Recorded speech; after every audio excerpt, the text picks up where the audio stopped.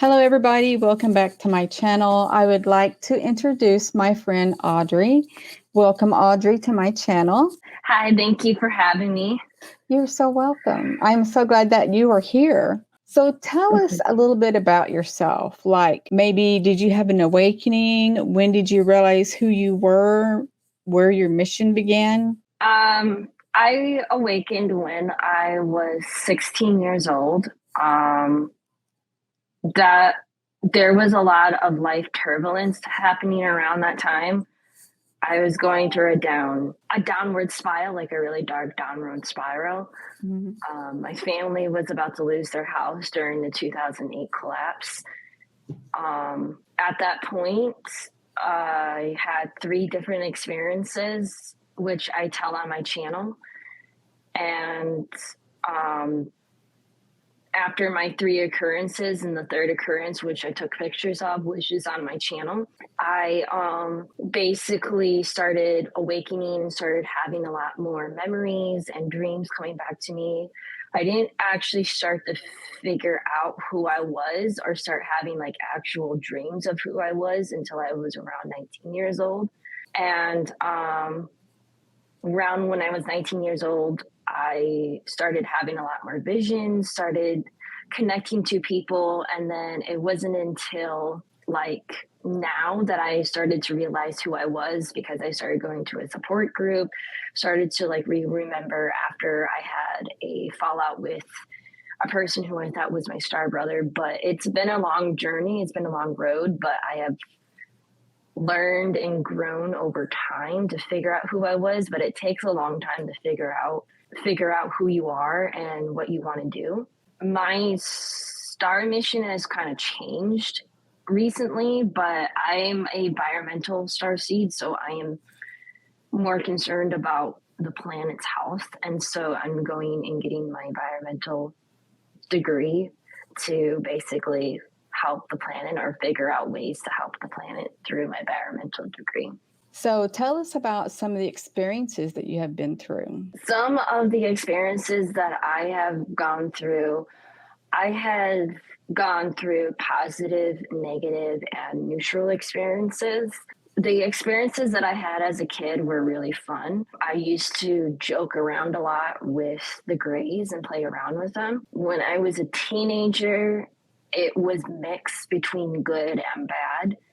Like there was like some sort of battle going on about, I guess, my placement. I don't know how to describe it, but it was like a battle between good and bad when I was a teenager. And then when I'm an adult, I have a lot more lucid and astral dreams about stuff. I get taken out of my body a lot. I interact with a lot more beings, a lot more interactions and stuff, and I'm exploring. So it's kind of interesting as my experience starts to evolve over time. Sounds fun. Do you know where your soul originates from? Yes, my soul originates from the Andromeda galaxy. I actually know the name of my home planet, but I have found out that my home planet is from the Andromeda galaxy, but it's from an alternate universe within the Andromeda galaxy. So it kind of explains a whole lot. But it took me a while to figure out my star origin because I didn't really fit into a lot of the categories that a lot of people say, like, I'm not an Arcturian, I don't fit into their energy or the Palladians. I don't usually fit into that. Mm-hmm. So I only found out that I fit into the Andromeda galaxy because that's where most of my interest comes from. So that's basically how I kind of figured out that I was a Andromedan starseed. Nice. So what if somebody approached you and said, have you had anything life-changing to get your attention of wanting to better the environment of Earth? What would that event consist of? Is it just something that you knew was there that you wanted to do? Or I can't remember the complete topic you and I had spoke of. You went somewhere and I can't remember where it was. And maybe it was somebody else too. I can't remember. It had something to do with environment. Something got your attention or something. Am I thinking that you're the right person? Yeah, I went out to where I live, out to the lakes where I live, and 100 to 200 years ago, when the state was founded, where I live, you could literally take a cup and go down to the lake and drink the water straight from the lake. Wow. 100 to 200 years later, you can't do that because the water's been contaminated. And basically, I want to find ways to not only find a way to like help the environment, but help a way for humanity to find an equal balance between self-sufficient and environmental issues, like trying to find a balance between those. Yeah. I think that would help us quite a bit, because if something were to happen to Earth where like we lost electricity and we lost our access to pure water, food, when winter hits, how are we going to eat our meat if some of us still are eating meat? How are we going to do that? So you do have a good point. Things just aren't healthy for us now with our food and our water, and it's not a good situation. How do you feel about, I feel that our weather here on Earth is manipulated by unseen forces. What do you feel about that? It's yes and no. From what I told, it's natural occurrence. From what I have heard is that every 20 to 50,000 years, Earth has different cycles where it's warm, warm, and cold. So it goes back and forth. What they're really worried about is the pole change, because every 100,000 or some sort of years, the pole switch. So north would become south and south would become north. That's what they're most worried about, is the pole change of our planet.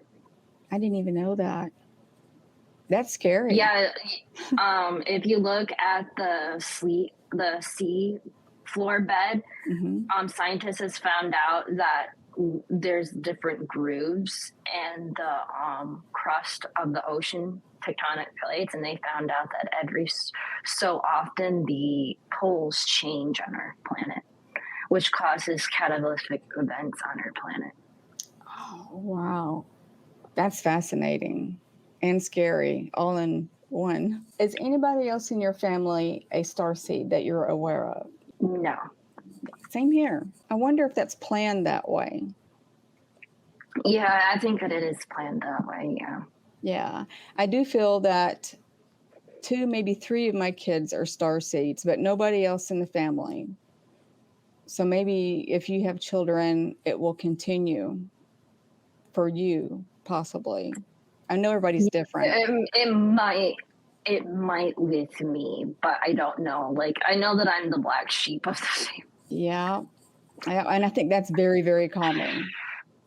That and going through very difficult times in your life is also common. What's the most fascinating thing that has put a mark in your life that has to do with your mission or your starseed self? Something that you know you will hang on to forever. Like I have a couple that I hang on to of some visits that were very near and dear to my heart.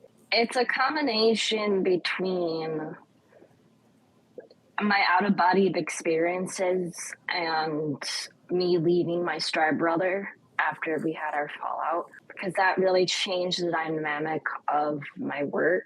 Because before, when I was with him, I would get urges to like speak out or do a channel and, you know, explore and stuff. And now that I'm actually starting doing it, I realize that my work is growing and a lot more people are interested, and my work is constantly evolving. I'm meeting new people that want to discuss stuff. There's a lot of things that I have learned that kind of shocked me a little bit about some stuff that kind of applies to my life. is a lot. One of the out of body experiences that I had was that I wouldn't say that I died, but I was out of my body. And these light beings from my collective came, and I was holding their hand and they were guiding me back to where I was. And I woke up. I semi woke up to myself, but it was part of the experience that I kind of figured out like what was going on or who I was basically. I had another out of body of experience where they took me out of my body and took me into the backyard, and I was like in 7, 8, or 9D Earth at this point because the sky changed color. Nice. The colors were so vibrant, but it was like a surreal, really, really real and surreal experience. Nice. That sounds exciting. Can you describe what these beings look like? They're tall. They're extremely tall, but they lowered their size to make it comfortable for me. Mm-hmm. But they're like glowing, like all glowing like white light. And they're not the Palladians, because I keep hearing people like, "Oh, you meant the beings that are white light, that they're the Palladians." They're not the Palladians. They're on a much higher frequency than that. Like they come from the 12th dimension and onward. Nice. And so like they already like knew who I was. So I kind of found out that from the lower dimensions up to the 9th, they call me Aria, which is my actual star name, which is from like the physical plane. Anything higher than that, they call me by my celestial name, which is Starflower. I saw that on your Twitter. I was like, oh, that's Starflower. That's pretty. That's very awesome. I was going to ask you something, but I want to tell you something too. There's a guy I know downstairs, and when you said Palladian, it triggered me into remembering his eyes are so blue that it looks like blue light is coming from them. They kind of like glow. And I tell him all the time that he reminds me of what they say about the Palladians, how their eyes are blue and they glow. He might be a Palladian hybrid. Yeah. Like an actual Palladian hybrid. The thing that I have learned about the Palladians is that a true-blooded Palladian cannot come to the planet because the atmosphere will kill them. Oh. Because their home planet is almost pure oxygen. While here on Earth, our oxygen is mixed with a lot of different elements. Yeah. So the atmosphere would kill them. But hybrids, like a human and Palladian hybrid, can come to Earth and breathe the atmosphere and live a normal life. But it would be really hard for a hybrid to live on the home planet of the Palladians because of the pure oxygen. Right. That makes total sense. Is there anything that you feel like you would like to share with the viewers that are watching that you would feel that they would benefit from knowing? Something that you know? One of the things that I will tell people is that there seems to be a lot of confusion going on with finding your soulmate, finding your twin flame, and there is a lot of fakes out there. Mm-hmm. And I met another guy who wants to do a podcast series about this. Nice. So it's kind of interesting because he has found out that a lot of people are going through the fake soulmate or the fake twin flame, and it's something that needs to get discussed. The other thing that I have found out is there are experiences where they are positive in alignment, which is actual ET abductions, and the ones that are a little bit more negative and natural are usually the military abductions. Mm-hmm. And I have had both. So what happens is that the military is monitoring UFO experiences, and so when you have a positive UFO experience, they come in afterwards and give you another negative experience because they want to figure out what they did to you or figure out your experiences. Those are usually the military abductions. So there are some individuals that do have positive enlightenment ET experiences, but also might also have military abductions that they have to process as well. Right. Yeah, I have to be careful with what I say on my channel because I've been flagged once. Now I'm demonetized and trying to become remonetized. So I try to be real careful what to say, but I want to say that the new whistleblowers that just came out, the military, I feel like some of the things that they said were lies to still put that fear into us. I don't know if you know what I'm referring to. I'll just see if I can roundabout say it, where they said, and I might have missed some parts too, but they were something like most of the visitors were malevolent.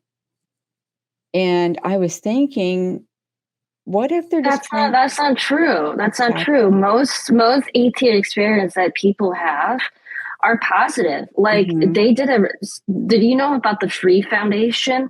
You can download their PDF. The Free Foundation did a research study of all the experiencers and contactees and people that want to be included in the study.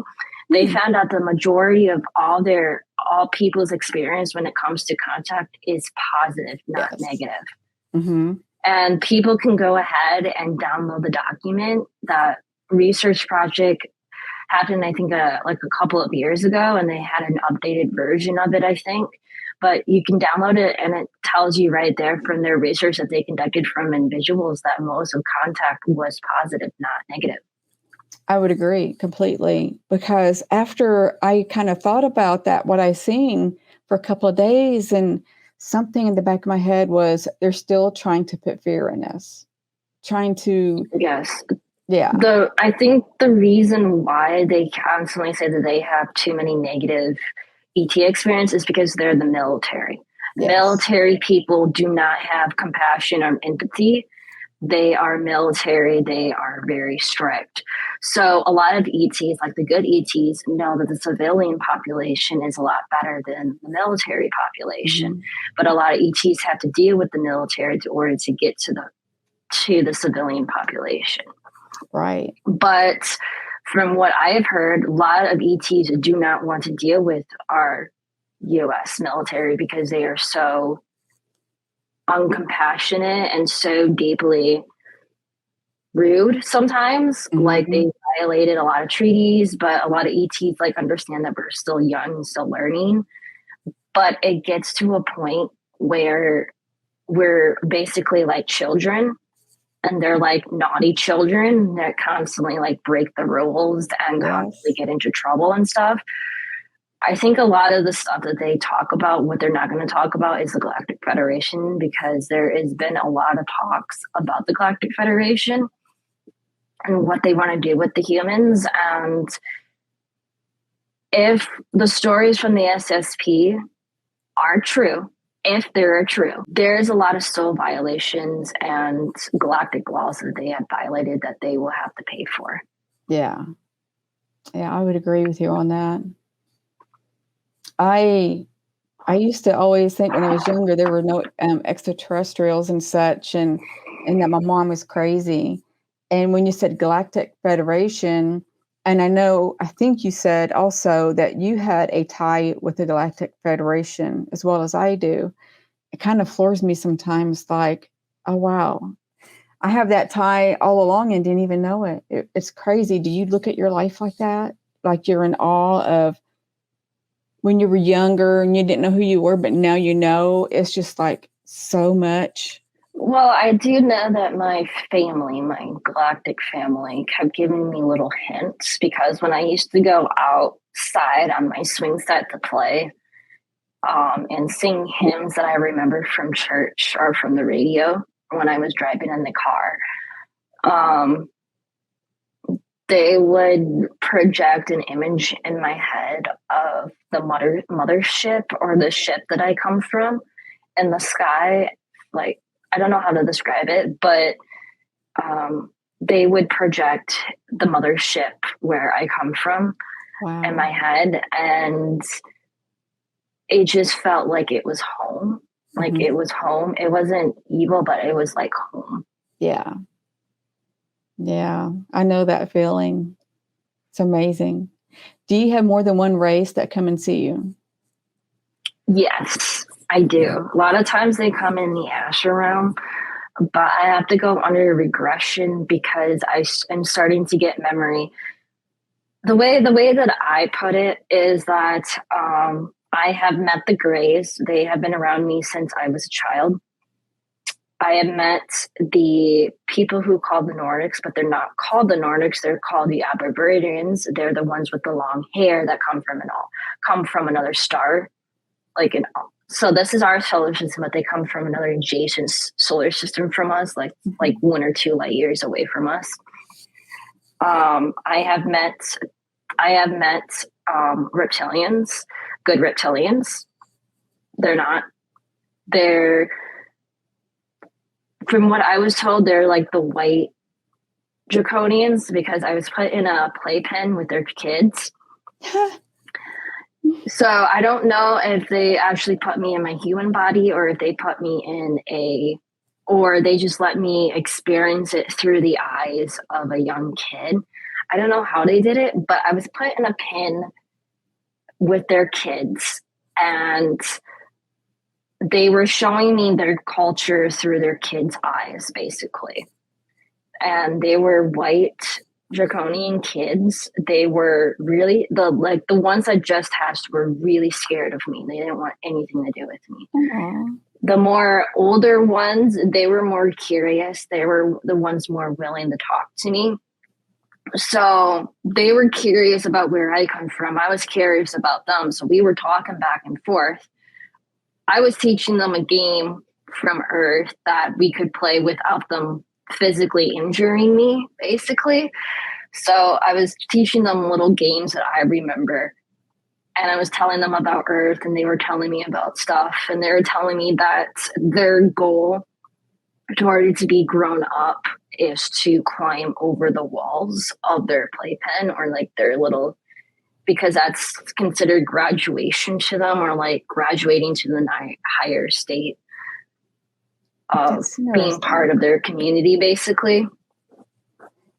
Wow. So, I have met the mantis beings. Those were interesting. I have met the Palladians. I have met the Arcturians. The Arcturians actually showed up in my backyard and knocked on my back door. So I know those two. But I don't know if the other being is from my collective, because he looks like an Andromedan starseed. But I have met the Arcturians. I have met a polymorph. A polymorph is a being that can transform into an animal, and they live in the astral and spiritual world. They're similar to the skinwalkers on Skinwalker Ranch. I have met a race that looks like the Greys, but not the Greys, but they were so cute. I feel so bad because they were so cute. They looked like the Greys, but they weren't the Greys, but they were a race known as the Fandandorians, I think. But they came and visited me one day when I was part of Hikulo. And I thought that they were a plush toy from And so I felt so embarrassed because I didn't know, because I was fake shopping before I went to sleep because I was looking for stuff. And they really did look like a plush toy from Walmart. That's cute. So that was kind of interesting. I have met the cat beings. I have met the cat beings. I don't know. They're not Lyrian, but they're like a different race of cat beings. So I'm assuming that they're like a more different species of the Lyrians. But I met those. I have met a lot of spiritual beings, if that makes sense. Yes. Those were kind of interesting. I have met a vampire. I interviewed one on my channel. I've met a vampire. That was interesting. I have met what people call demons. I have met them. They're not as scary as some people think. I have met the shadow beings. I've met a lot, but there's still a lot more that I have to remember. But I met a lot. Yeah. There's quite a bit that I've seen that were all in soul form or like a projection. I can't remember what you call it. But you can more or less like run your hand through them. There's only, when you say the gray, there's only one that I seen in the flesh right there, and it was one. Yes, I saw one in the flesh too. Yeah.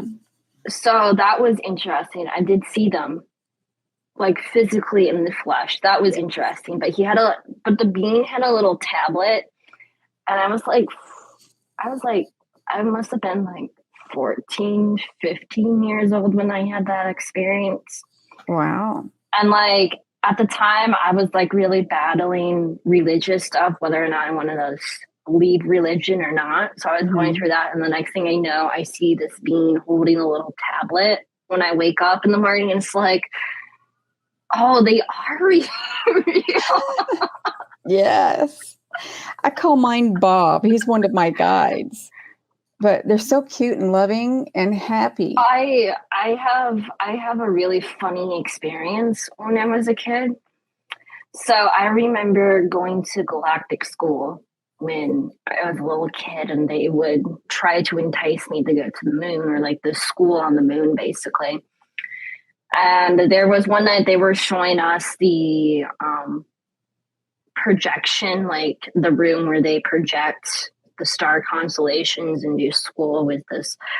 So I thought it was absolutely memorizing, like beautiful, like I want to stay there.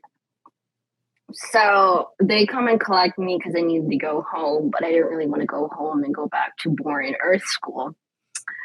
So I played around with this game with this gray, and I knew that the gray didn't understand human children games.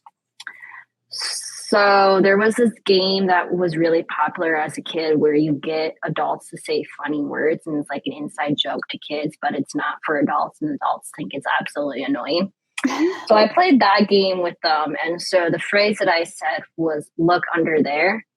And the response the adult would use is underwear. And they would, so I said that phrase to them, and the gray went into the other room to check out what I was talking about. I ended up walking down the other corridor to go back to the room. And then they had to send a hybrid to come get me because I outsmarted the gray. That is funny. That is so funny. That's a good memory to keep. Yeah. I don't remember any of the classes like that. There's a lot that I've noticed that I don't remember that most Starseeds do. There was another question. Is there anything else that you want to share? Well, I'm thinking of another question that I had in my head and lost.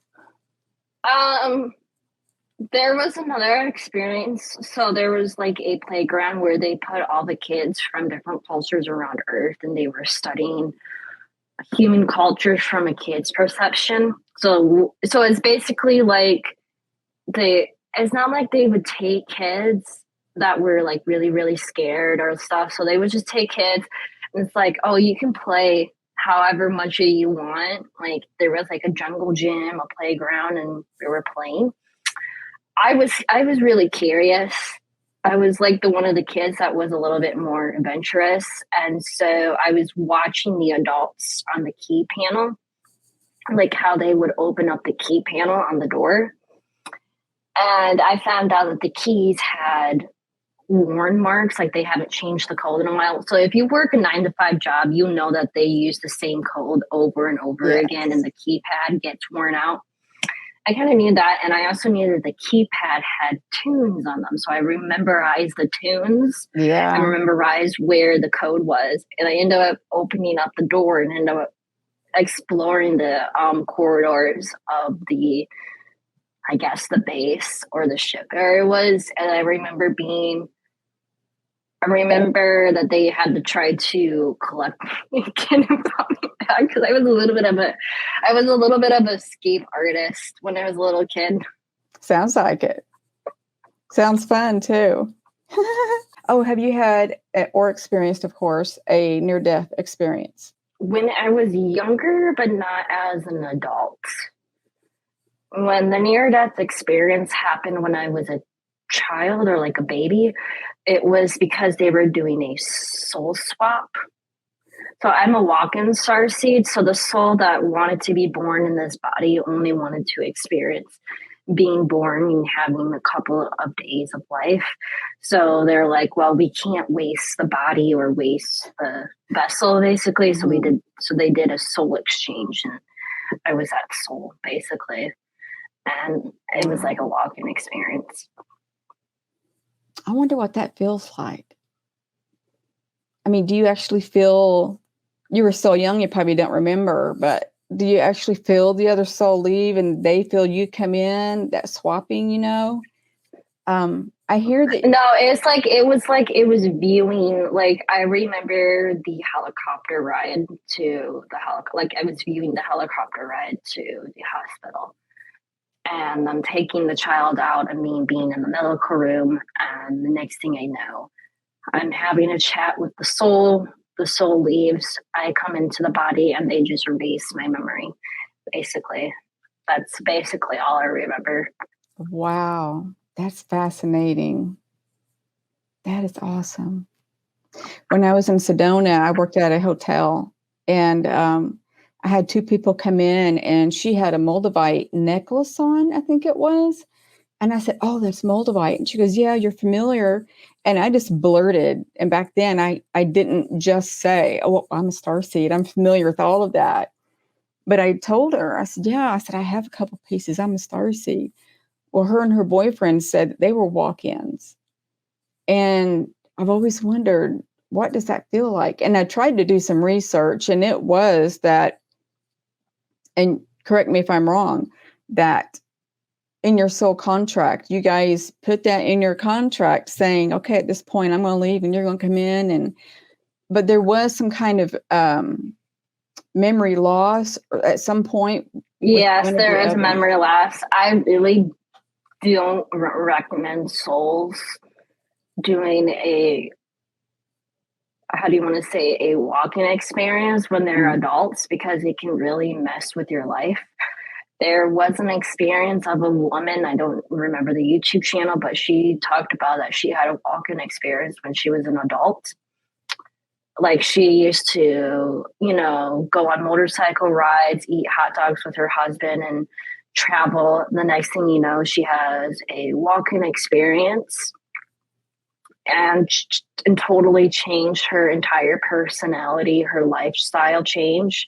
So she went from liking motorcycles and eating, unhealthy, to opening up a metaphysical shop, teaching people about spirituality. And it was really, really interesting. And I really don't recommend doing that as an adult, because No. your family will think that you're crazy. And there has been cases where it has happened to individuals and they end up in the psych ward at the Mm-hmm. hospital. So, like, I don't recommend it. Like, I do recommend that it happens in young children, but to let people know there's a difference between multi-personality disorder and a walk-in. A walk-in is usually changed from one personality to another, but it doesn't have multifaceted personality Right. traits. That's the difference between a multi-personality. Multi-personality disorder is brought on by severe childhood trauma over long periods of time. Yeah. Yeah. I can understand that. And I never thought of it, but you're right. Whenever you said the soul just wanted to experience the birthing and, you know, coming in at an early age and then leaving, I can understand that because, I mean, I don't know, in a roundabout way, but there's certain things that we want to experience when we incarnate. I don't know what my experience would have been in this life. Do you know specific things that you're supposed to be doing other than environmental change?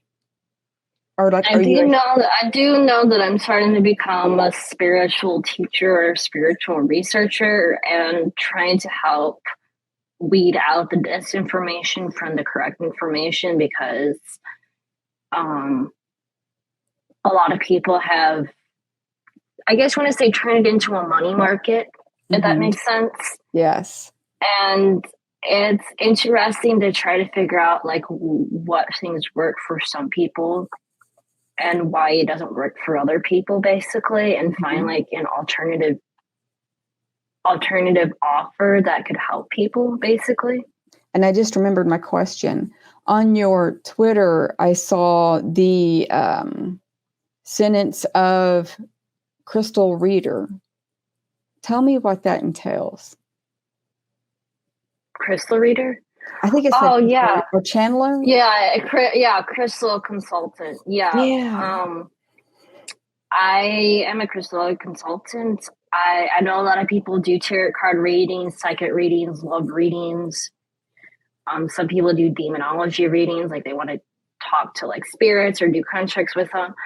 I don't do that at all. Like I do tarot cards, but it's usually mostly for myself, basically. Yeah. But I really connect to crystals. Like when I went to the store, I was basically drawn to the store, and the store, I didn't understand why until the energy of the crystals led me to this metaphysical shop that opened up in the mall.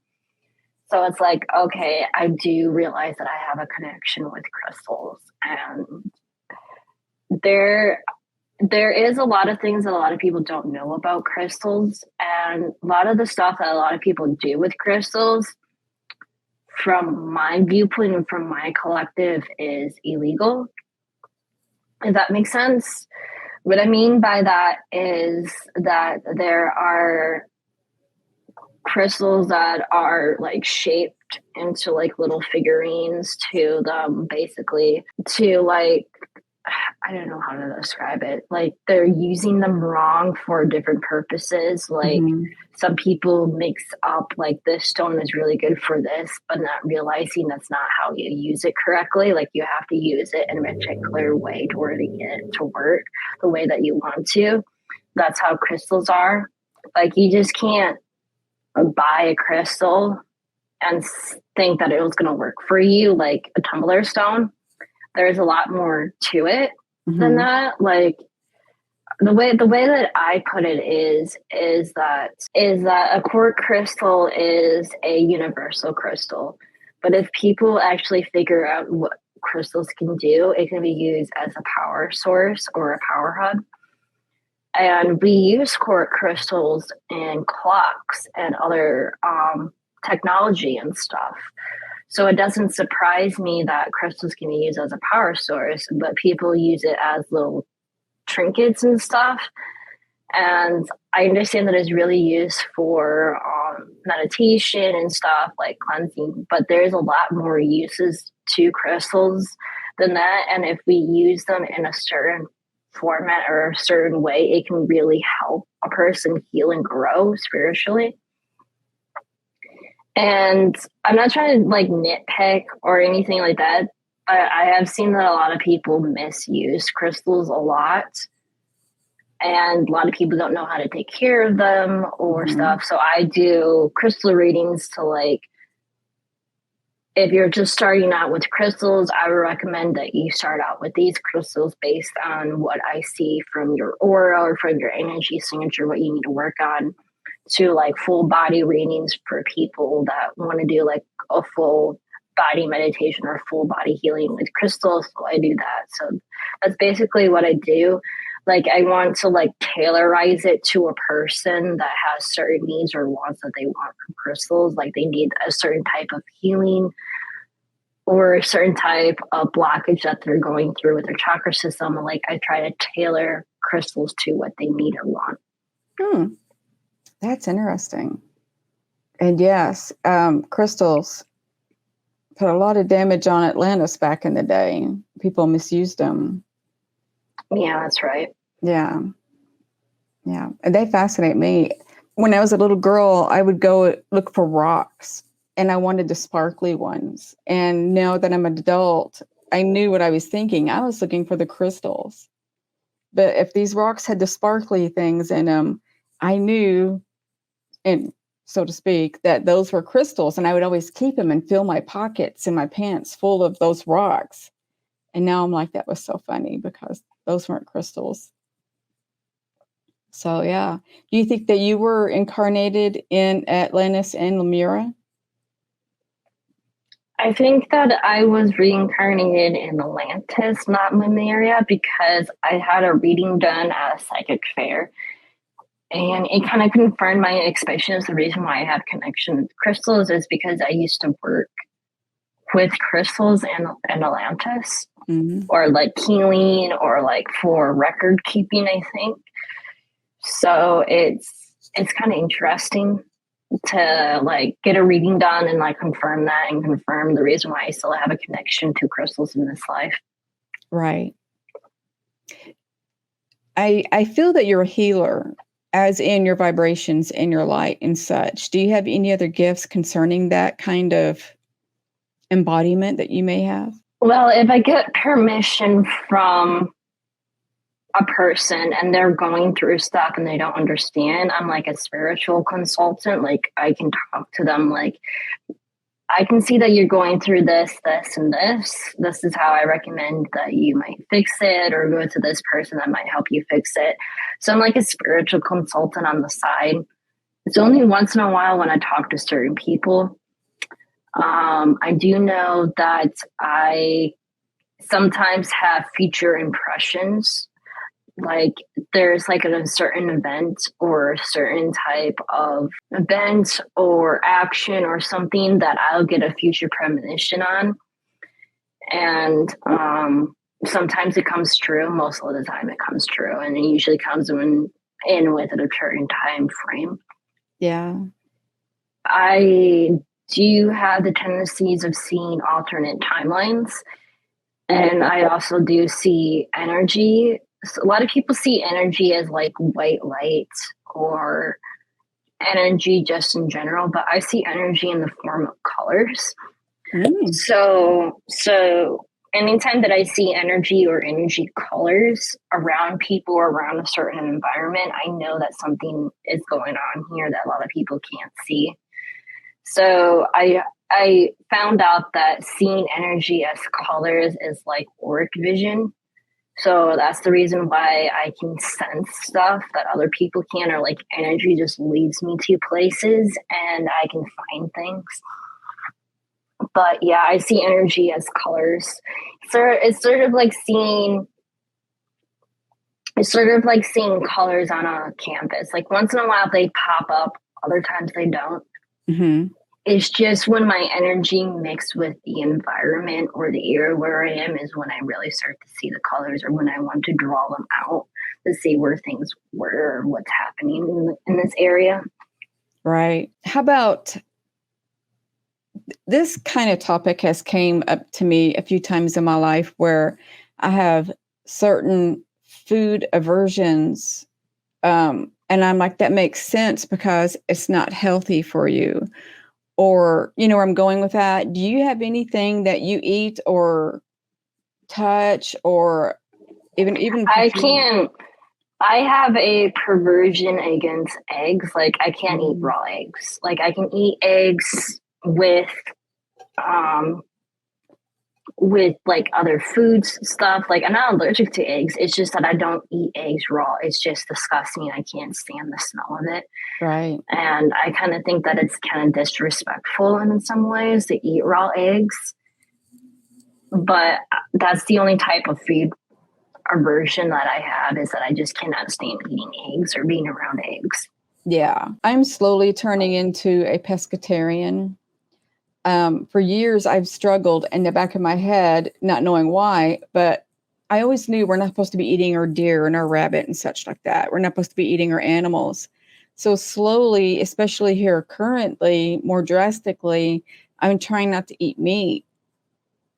That's actually false. You think so? The reason being is because I talked to another psychic about this, and I did some research called anthropology, and there was actually an article that